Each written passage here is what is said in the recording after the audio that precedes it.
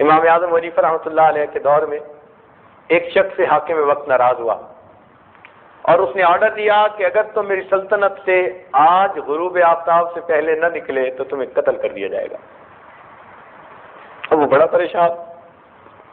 اس وقت کے لوگ جب پریشان ہوتے تھے نا تو پھر ان کو امام اعظم رحمۃ اللہ علیہ نظر آتے تھے. تو امام صاحب کی خدمت میں حاضر ہوا کہ حضرت میں پہنچ نہیں سکتا سرحدوں پر اور آرڈر ہے کہ اگر غروب آفتاب سے پہلے مجھے ملک میں دیکھا گیا تو قتل کر دیا جاؤں گا. فرمایا اچھا تو جا اللہ کے گھر مسجد میں جا کے بیٹھ جا. اس لیے کہ مسجد میں کسی کی حکومت نہیں ہوتی, وہاں فقط اللہ کی حکومت ہوا کرتی ہے. اب جب اس حاکم کو پتہ چلا کہ امام صاحب نے اس کو یہ بتا دیا تو کہنے لگا کہ امام صاحب نے اس کو ایسی بات کہی کہ اب میں بھی اس کو توڑ نہیں سکتا. اللہ نے امام صاحب کو ایسی ذہانت دی تھی, سبحان اللہ سبحان. وقت کا بادشاہ چاہتا تھا کہ ان کو چیف جسٹس بنائے اور وہ بنتے نہیں تھے. اس لیے نہیں بنتے تھے, وہ کہتے تھے کہ ہم جو یہ تحقیقی کام کر رہے ہیں نا اس میں رکاوٹ ہوگی. یہ جو چیف جسٹس بننے کا کام ہے, قاضی بننے کا کام ہے, یہ تو کوئی بھی کر سکتا ہے. ان کے شاگرد چیف جسٹس بننے کے قابل تھے اور بنے بھی صحیح, تو وہ خود جو ہے اس عہدے پہ جانا پسند نہیں فرماتے تھے. اچھا, حاکم وقت نے غصے میں آ کر کہا کہ اچھا فلاں 3-4 بندے جو ہے نا ان کو گرفتار کر کے پیش کرو, میں دیکھتا ہوں یہ کیسے چیف جسٹس نہیں بنتے. چیف جسٹس بنانے کے لیے ان کو گرفتار کروایا جاتا تھا. اللہ کی شان دیکھو کیسا وقت تھا. خیر پولیس نے گرفتار کر لیا. اب جب ان کو لے کر چلے تو ان میں ایک تھے امام اعظم ابو حنیفہ رحمۃ اللہ علیہ, ایک تھے سفیان ثوری رحمۃ اللہ علیہ, ایک تھے شعبی رحمۃ اللہ علیہ جن کو صاحب المغازی کہتے ہیں, اور چوتھے ایک اور کوئی فقیہ تھے. اب یہ چاروں جا رہے ہیں پولیس والے لے کر. گرمی کا موسم تھا, ایک جگہ ذرا آرام کرنے بیٹھ گئے. جب آرام کرنے بیٹھے تو وہ جو چوتھے تھے نا فقیہ, انہوں نے زبان سے کچھ نہیں کہا, بس ایسے کپڑوں کو پکڑ کے اٹھے کہ دیکھنے والوں کو یوں گمان ہوا کہ یہ قضائے حاجت سے فارغ ہونے جا رہے ہیں. تو پولیس والے دیکھتے رہے, وہ تو سب کے سامنے فصل میں جو گھسے تو وہ گئے. انہوں نے کون سا کوئی کال دیا تھا, بولے تو کچھ نہیں تھے. یہ تو ہیلا تھا کہ انہوں نے, سمجھدار لوگ تھے نا, کہ اٹھے تو اٹھتے ہوئے انہوں نے پوزیشن ایسی اختیار کر لی کہ دوسروں کو محسوس ہوا کہ یہ قضائے حاجت سے, تو وہ پولیس والے ٹھیک ہے جی قضائے حاجت سے فارغ ہوں گے, مگر وہ تو فارغ ہی ہو گئے. اب پولیس والے بڑے پریشان, کہنے لگے چلو باقی 3 کو لے کے جاتے ہیں. اب جب باقی 3 کو لے کے چلے تو امام اعظم رحمۃ اللہ علیہ نے فرمایا کہ بھئی میں قیافہ لگاؤں کہ کیا بنے گا؟ تو انہوں نے کہا ہاں جی لگائیں. فرمانے لگے یہ جو ہے نا امام شعبی رحمۃ اللہ علیہ, یہ بادشاہ کے دربار میں کوئی نہ کوئی ہیلا کر لیں گے اور ان کا ہیلا کامیاب ہو جائے گا. اور اپنے بارے میں فرمایا کہ میں وہاں پر ایک ایسی بات کروں گا کہ جس کا بادشاہ کے پاس جواب ہی کوئی نہیں ہونا, اور یہ جو سفیان ثوری ہے نا یہ پھنس جائیں گے. چل پڑے. جب بادشاہ کے دربار میں گئے تو بھرا دربار تھا.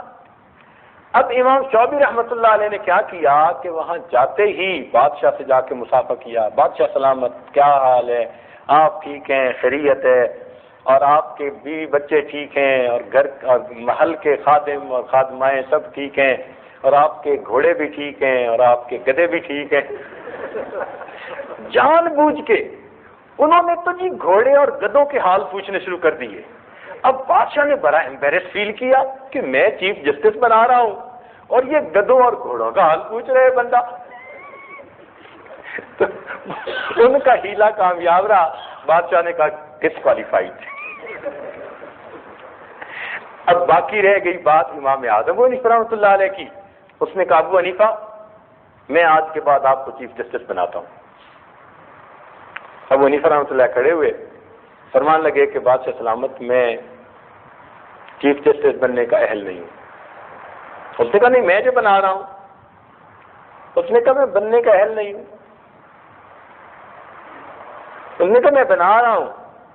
کہنے لگے دیکھو بادشاہ سلامت، دو صورتیں ہیں، یا تو میں نے سچ بولا ہے یا میں نے جھوٹ بولا ہے. دو ہی باتیں ہو سکتی ہیں نا، دو پاسبلٹیز ہوتی ہیں. تو اگر تو میں نے جھوٹ بولا ہے تو جھوٹا بندہ چیف جسٹس بننے کے قابل نہیں ہوتا، اور اگر میں نے سچ بولا ہے تو میں تو کہہ رہا ہوں کہ میں چیف جسٹس بننے کے اہل نہیں ہوں. اب آپ بتائیں میں نے کیا بولا ہے. اب اگر بادشاہ کہے کہ آپ نے سچ بولا تو بھی چھوٹتے ہیں، اور کہ آپ نے جھوٹ بولا تو جھوٹا بندہ چیف جسٹس. کہنے لگا ابو حنیفہ بس تم ہمیشہ دوسرے کو ایسا جواب دیتے ہو، چپ کروا دیتے ہو. خیر سفیان ثوری رحمۃ اللہ علیہ کو چیف جسٹس بنا دیا گیا اور وہ بنے رہے. اللہ رب العزت نے امام اعظم کو ایسی ذہانت سمجھ دی تھی، سبحان اللہ. عجیب ان کے واقعات ہیں، اور ان کے حاسد بھی بڑے تھے. اتنے حاسد تھے کہ نہ پوچھیے. اس کائنات میں سب سے زیادہ کمال نبی علیہ الصلوۃ والسلام کو عطا ہوا، اور کائنات میں سب سے زیادہ حاسد بھی انہی کے تھے. وَمِن شَرِّ حَاسِدٍ إِذَا حَسَدَ. جتنا کوئی صاحب کمال ہوتا ہے اتنے ہی لوگ اس کے حاسد ہوا کرتے ہیں. بلکہ ایک مرتبہ تو حاسدین نے ایسا امام اعظم رحمۃ اللہ علیہ کے متعلق پلان بنایا کہ چاہتے تھے ان کی پبلک انسلٹ ہو جائے. کیا کیا کہ امام صاحب رات کو دیر تک فقہ کے مسائل جو تھے ان میں غور و خوض کرتے رہتے اور پھر واپس آتے. انہوں نے کیا کیا کہ جس راستے پہ آتے تھے وہاں کوئی بیوہ عورت رہتی تھی، جوان العمر تھی مگر بیوہ تھی. اس کو لالچ دیا کہ ہم تمہیں اتنے اتنے پیسے دیں گے، اور امام صاحب رات کو اس وقت واپس لوٹتے ہیں تو کسی ہیلے بہانے سے ان کو گھر ایک دفعہ بلا لے، باقی ہم انہیں سنبھال لیں گے. اب تنگ دستی، فقر و فاقہ ایسی چیز ہے کہ بندہ کفر تک کو قبول کر لیتا ہے. کاد الفقر ان یکون کفرا. اس کو شیطان نے سجا دیا کہ چلو تو بیوہ ہے اور تجھے پیسے مل جائیں گے اور تیری تنگی ختم ہو جائے گی.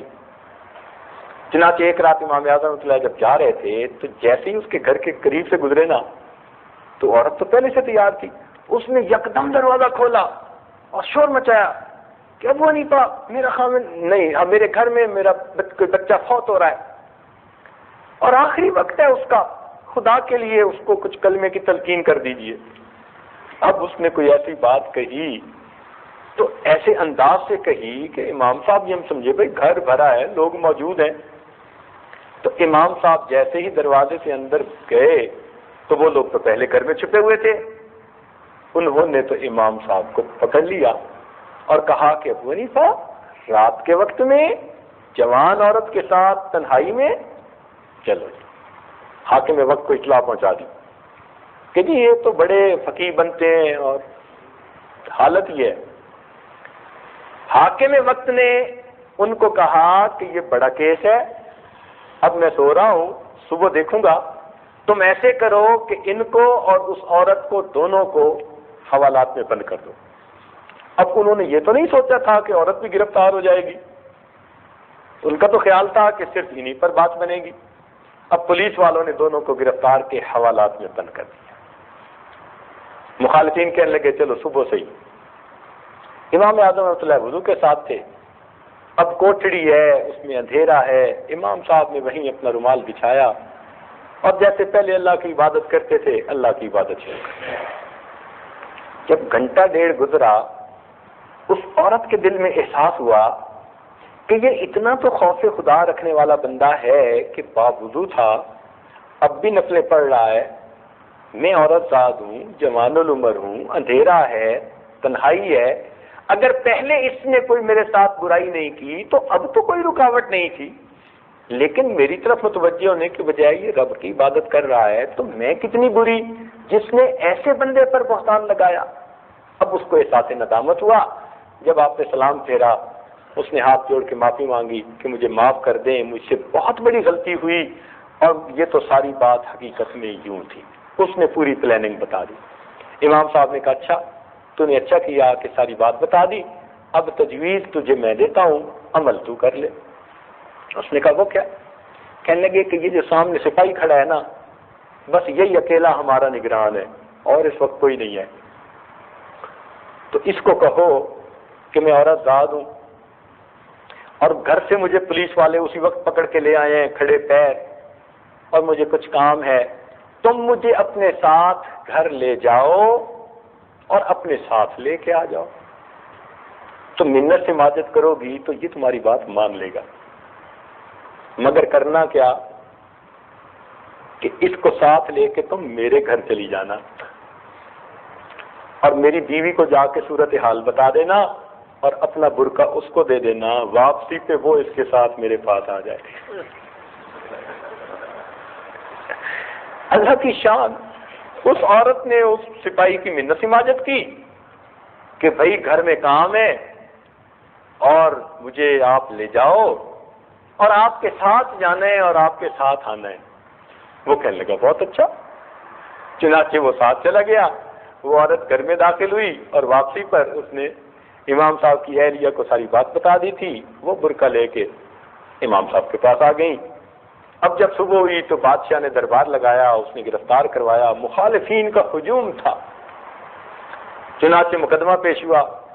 بادشاہ نے کہا کہ ابو حنیفہ تم تو اتنے متقی پرہیزگار اور عالم سمجھے جاتے ہو اور تمہارا عمل اتنا برا ہے کہ تم تنہائی میں غیر محرم کے ساتھ جو ہے وہ پکڑے گئے۔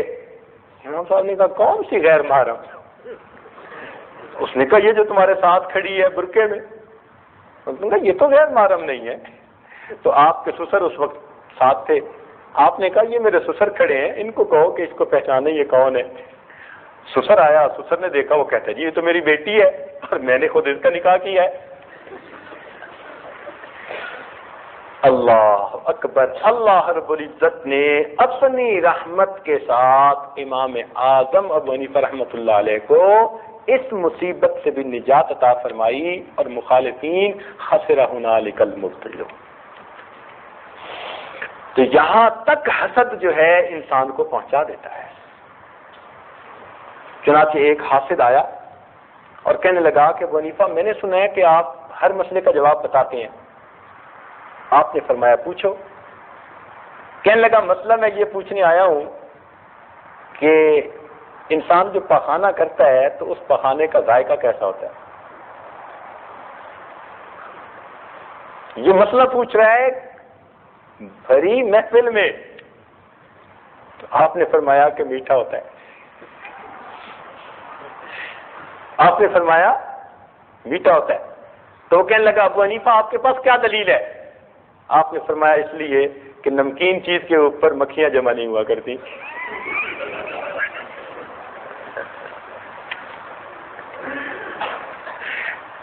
ذہانت کی بات ہے نا کہ اللہ رب العزت نے ان کو کیا ذہانت عطا کی ہوئی تھی۔ اللہ الحمدللہ ثم الحمدللہ۔ خیر ان کے واقعات تو اتنے ہیں کہ انسان حیران ہی ہو جائے۔ علماء بیٹھے ہیں تو دو باتیں علماء کے کام کی چھوٹی چھوٹی ہیں، پھر میں آگے چلوں گا اپنے مضمون پر، کہ امام اعظم رحمۃ اللہ بیٹھے ہیں اور 40 حضرات جو ان کی مجلس شورا کے اراکین تھے، وقت کے بڑے بڑے فقہا تھے، اس میں امام محمد رحمۃ اللہ علیہ، قاسم بن معن اور محمد بن حسن ان جیسے ادب اور عربیت کے ماہر، اور امام ابو یوسف رحمۃ اللہ جیسے کثیر الحدیث عالم، امام ظفر رحمۃ اللہ جیسے قیاس اور استحسان کے بادشاہ، اور داؤد طائی رحمۃ اللہ علیہ جیسے تقوی کے پہاڑ، یہ سارے لوگ ان کے پاس شاگرد کی حیثیت سے جمع ہوتے تھے۔ یہ بیٹھے ہوئے ہیں تو اس وقت میں کیا ہوا کہ ایک بوڑھا آیا اور کہتے ہیں کہ ابو حنیفہ واو اور واوین، واو او واوین۔ ابو حنیفہ نے دیکھ کر مسکرائے اور کہنے لگے واوین۔ وہ جاتے کہنے لگا لا ولا۔ اب وہ 40 بندے سوچتے رہے کہ بھئی یہ کہنے والے نے کیا کہا، جواب دینے والے نے کیا جواب دیا، کچھ سمجھ نہ لگے. سارا دن سوچتے سوچتے جب عقل عاجز آ گئی تو شام کو پوچھا کہ حضرت آپ گتھی سلجھا دیجیے. فرمایا وہ مجھ سے مسئلہ پوچھنے آیا تھا التحیات کا، کہ اس کو ایک واو سے پڑھا جاتا ہے یا 2 واو کے ساتھ. ہم حنفی 2 واو سے پڑھتے ہیں، التحیات للہ والصلوات والطیبات، تو ہم 2 واو سے پڑھتے ہیں. شافعی حضرات 1 واو سے پڑھتے ہیں. تو وہ پوچھ رہا تھا کہ میں 2 واو سے پڑھوں یا 1 واو سے؟ تو میں نے کہا واوین 2 واو سے پڑھو.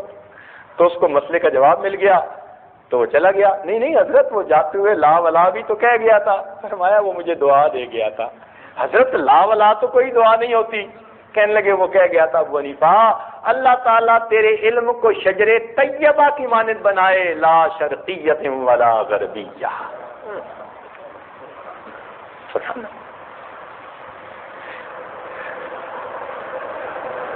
ایک مرتبہ اسی طرح محفل لگی ہوئی تھی، ایک عورت آئی اور اس نے ایک سیب بھجوا دیا امام ابو حنیفہ رحمۃ اللہ کو. آپ نے سیب دیکھا تو سیب کو کاٹ کے 2 ٹکڑے کیے اور اس کو واپس بھیج دیا. اب سارے شاگرد حضرات سوچتے رہے کہ بھئی یہ کیا آج ایک نیا معاملہ. سوچے سوچے کوئی بات سمجھ میں نہ آئی. بالآخر پھر پوچھا کہ حضرت آپ ہی بتائیے کہ یہ کیا سمجھ. مسئلہ پوچھنے آئی تھی، حیا غالب آ گئی کیونکہ مرد بیٹھے تھے اس لیے اس نے خاموش زبان میں مسئلہ پوچھا. حضرت خاموش زبان میں تو پوچھا، آپ نے خاموش زبان میں جواب کیا دیا؟ کچھ سمجھ نہیں لگی.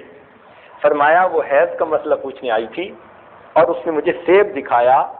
ایک طرف سیب گہرا سرخ تھا اور دوسری طرف بالکل ہلکا زرد رنگ تھا. تو اس کے پوچھنے کا مطلب تھا کہ امام صاحب اگر گہرے سرخ کی بجائے بالکل ہلکا زرد سا داغ رہ جائے تو کیا میں غسل کر سکتی ہوں؟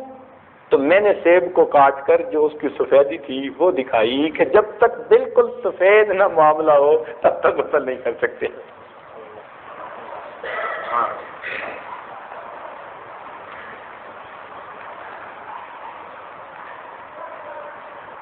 امام اعظم رحمۃ اللہ کے زمانے میں ایک چور تھا، اس نے نکاح اور طلاق کے مسائل سیکھ لیے تھے. ہم اسے طالب علم کیوں کہیں بھائی؟ وہ چور تھا لیکن اس نے مسائل سیکھ لیے تھے. لوگ کہتے ہیں جی آج کل تو نمازی جوتے چرا لیتے ہیں. بھائی یوں نہیں کہنا چاہیے، آج کل تو چور بھی نمازی بن گئے ہیں. وہ چور ہوتا ہے بیسیکلی لیکن نماز پڑھ لیا کرتا ہے، سمجھے نا. تو اس نے نکاح طلاق کے مسائل، چنانچہ ایک بوڑھے میاں بیوی تھے، ان کے گھر وہ آیا اور آ کے اس نے ان کا سارا سامان لپیٹا. میاں بیوی کو باندھ دیا بستروں پہ اور سامان لپیٹا اور لپیٹ کے جب جانے لگا تو بوڑھے میاں نے اس کو پہچان کے کوئی بات کر دی. تو اس کو پتہ چل گیا کہ اس نے تو پہچان لیا ہے. وہ جناب چھری لے کے آ گیا. تو اس نے کہا اچھا اب تم جو ہے قسم اٹھاؤ کہ اگر تم میرا نام کسی کو بتاؤ گے تو تمہاری بیوی کو 3 طلاق. اور کلہ کی قسم اٹھوائی. کلہ کی ایک قسم ہوتی ہے کہ اس کے بعد کسی بھی عورت سے نکاح کرے آٹومیٹک طلاق ہو جاتی ہے. تو ایک عجیب قسم ہے، اللہ بچائے. کلما، تو کلما کی اس نے قسم کھا لی. اب جب کلما کی قسم کھا لی اور کہہ دیا کہ بتاؤں گا تو بیوی کو طلاق. اب خیر صبح ہوئی، اب کسی طرح کوئی آیا، اس نے آ کے ان کو تو کھول دیا. اب خامد ڈرے کہ بھائی اگر میں نے بتا دیا تو بڑھاپے کی لاٹھی ہے یہ بھی گئی، مال تو ویسے گیا، یہ ہے خدا کی بندی یہ بھی گئی. تو بڑھاپے میں بیویاں بڑی پیاری ہوتی ہیں. ذرا بوڑھوں سے پوچھ کے دیکھو.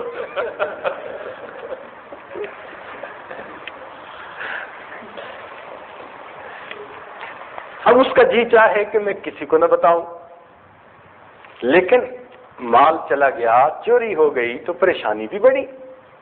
اب سوچے کیا کریں. بیوی نے کہا ایسا کرو، امام اعظم کے پاس چلے جاؤ اور وہاں جا کر تم صورتحال بتا دو، بندے کا نام نہ بتانا، وہ کوئی نہ کوئی تجویز بنا لیں گے۔ وہ کہنے لگا بہت اچھا۔ چنانچہ وہ امام اعظم کے پاس آیا، اس نے پوری تفصیل بتا دی۔ حضرت نے فرمایا اچھا بھائی مجھے بالکل اس کا نام نہ بتانا۔ اس نے کہا جی نہیں بتاؤں گا۔ کہنے لگے میں پوچھوں بھی تو نہ بتانا۔ انہوں نے کہا نہیں بتاؤں۔ کہنے لگے بالکل نہ بتانا۔ خوب پکا کر دیا۔ فرمایا اچھا۔ اب حضرت نے کیا کیا کہ یہ قیافہ لگا لیا کہ جب بوڑھے نے اس کو پہچان لیا تو اس کا مطلب ہے وہ اسی بستی کا بندہ ہے، کوئی باہر کا بندہ نہیں ہے۔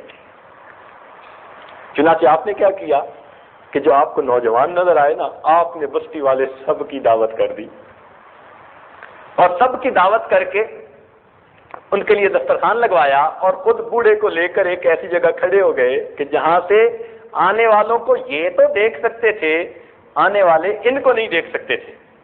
اس کو اپنے ساتھ کھڑا کر لیا اور کہا دیکھو بھائی جو آئے گا نا میں پوچھوں گا یہ وہی ہے، اگر وہ نہ ہو تو کہہ دینا یہ نہیں ہے، اس میں تو کوئی رکاوٹ نہیں نا۔ تو میں پوچھوں گا یہ ہے، تو اگر نہ ہو تو کہہ دینا نہیں یہ نہیں ہے، اور اگر وہ ہو تو مجھے مت بتانا۔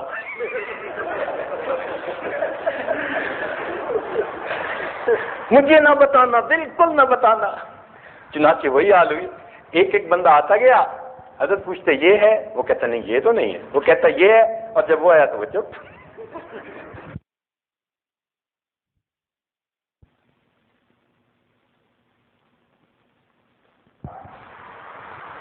خلوت کے لمحات میں تھے، خاوند اچھے موڈ میں تھا اور بیوی ذرا ٹھیک نہیں تھی،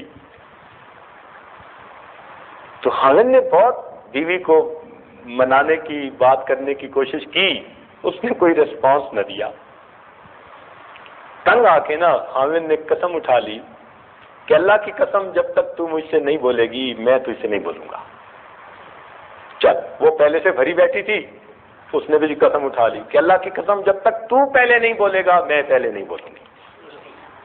اب دونوں ماشاءاللہ، خیر رات گزر گئی، صبح دماغ ٹھنڈا ہوا، اب سوچنے لگے کہ بھائی پتہ نہیں کون کس کو بلائے، اگر بلائیں گے تو طلاق واقع ہو جائے گی، قسم ٹوٹ جائے گی اور حانث بن جائیں گے۔ حانث اس بندے کو کہتے تھے کہ جس نے قسم اٹھائی پوری نہ کر سکا، حانث بننے کے بعد اس بندے کی ساری عمر گواہی قبول نہیں کی جاتی تھی، یعنی معاشرے کا بے اعتبار بندہ بن جاتا تھا۔ تو ہر بندہ چاہتا تھا میری قسم نہ ٹوٹے۔ اب خاوند چاہتے ہیں میری قسم بھی نہ ٹوٹے، بیوی چاہتی ہے میری قسم بھی نہ ٹوٹے۔ سفیان ثوری رحمۃ اللہ کے پاس گئے، حضرت ہمارے ساتھ تو رات یہ معاملہ بنا۔ انہوں نے کہا بھائی بات یہ ہے کہ جو قسم اٹھائے گا اس کی تو قسم، جو بدلے گا اس کی تو قسم ٹوٹے گی، موٹی سی بات ہے۔ خیر واپس آ گئے، وہ خاوند کو خیال آیا کہ میں ابو حنیفہ رحمۃ اللہ علیہ کو تو ذرا جا کے پوچھوں، تو امام صاحب کے پاس آ گیا، اس نے آ کے ساری بات بتائی۔ امام صاحب نے کہا چل جا تیری بیوی ہے، جا کے اس سے hello hi how are you اپنی زندگی گزار۔ وہ تو جی واپس گھر آیا اور اس نے آتے ہی جناب ماشاءاللہ جیسے ہوتے ہیں خاوندوں کے وتیرے، بیوی نے کہا تیری قسم ٹوٹ گئی، اس نے کہا کوئی نہیں ٹوٹی۔ اس نے کہا تو نے مجھ سے کلام کیا ہے، ٹوٹ گئی؟ اس نے کہا کوئی نہیں ٹوٹی۔ کہنے لگی چل سفیان ثوری رحمۃ اللہ سے پوچھتے ہیں، کیونکہ علم کا ذوق ہوتا تھا تو بیویاں بھی چاہتی تھیں کہ حرام کے مرتکب نہ ہو ہم۔ اب سفیان ثوری کے پاس جب گئے تو انہوں نے کہا کہ ہاں قسم ٹوٹ گئی۔ انہوں نے کہا جی مجھے تو امام صاحب نے فرمایا ہے تو میں نے تو اس لیے یہ سارا کام کیا، کوئی نہیں ٹوٹی۔ اب سفیان ثوری رحمۃ اللہ علیہ عمر میں چند سال بڑے تھے امام اعظم سے، اور عمر میں بڑے ہونے کے ناطے کہنے لگے کون ہے ابو حنیفہ جو حرام کو حلال کرتا پھر رہا ہے، چلو میں تمہارے ساتھ چلتا ہوں۔ چنانچہ ساتھ چلے اور آ کر کہنے لگے اے نعمان تو کیوں حرام کو حلال کرتا پھر رہا ہے؟ ان کا کیا مطلب؟ کہنے لگے آپ نے جو یہ کہا کہ جا کے بولو، اب یہ بولا ہے اور اس کی قسم ٹوٹ گئی۔ امام صاحب کا کوئی نہیں ٹوٹی، کہ ٹوٹ گئی بولا جو گئی۔ ان کا حضرت ذرا غور سے سنیں کہ یہ نیریٹ کیا کر رہے ہیں۔ ان کا کیا کہ حضرت نیریٹ یہ کر رہے ہیں کہ خاوند نے غصے میں قسم اٹھائی جب تک تو مجھ سے پہلے نہیں بولے گی میں تجھ سے نہیں بولوں گا۔ اور اس بات کو سن کر بیوی بھی غصے میں تھی، اس نے بھی قسم اٹھا دی۔ اب اگرچہ وہ قسم اٹھا رہی ہے مگر خاوند سے بول تو رہی ہے بول تو رہی ہے نا، تو جب وہ بول رہی ہے تو خاوند کی بات ہو گئی پوری۔ اب باقی رہ گئی بیوی کی بات، تو میں نے خاوند کو کہا کہ تو جا کے ہیلو ہائے کر لے، اس کی بھی بات پوری ہو جائے گی، میاں بیوی کی زندگی گزارنا۔ تو اللہ رب العزت نے ان حضرات کو اتنی سمجھ دی تھی، اتنی سمجھ دی تھی، سبحان اللہ، بات سنتے تھے اس کی تہ میں اتر جاتے تھے۔ ذالک فضل اللہ یؤتیہ من یشاء۔